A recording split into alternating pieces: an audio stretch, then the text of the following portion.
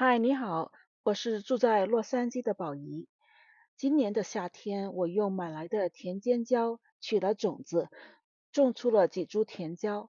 它们成长的过程，我在之前的视频里有详细的介绍，我会把链接放在片尾和文字说明里头。你大概也看出来了，当那些漂亮成熟的甜椒挂在枝头的时候，叶子的状态都挺不好的，主要原因是白粉病。8月底的时候，我把甜椒采收了，然后就把植株按过冬的模式来了个大刀阔斧的修剪。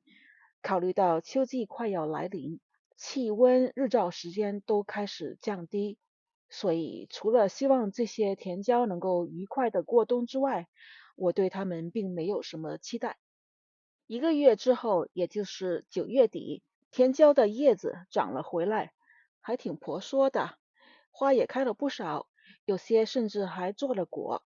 看着甜椒长得这么起劲，而秋菜的菜苗还小，那就让甜椒继续吧。3个星期之后，植株上已经挂了不少果实，大概是因为南加州的9月、10月的天气还比较温和。又过了2个星期，到10月底了。这段时间很明显的天气已经一天比一天冷了，日照时间更是加速的缩短。我不时的摘几个大一点的青椒来炒个小菜，跟第一茬采收的橙色的大甜椒比起来，这些绿油油的果实小得可怜。好在果肉清爽，有椒香味，而且果皮非常薄，炒出来也是美味。还有一个小发现，那就是甜椒果实小的时候，它的尖端是像肚脐眼那样凹进去，果实成长时尖端也跟着往外长。所以如果2个果实的大小和颜色都差不多，就应该先采收尖端已经凸出来的果实，因为它的成熟度比较高。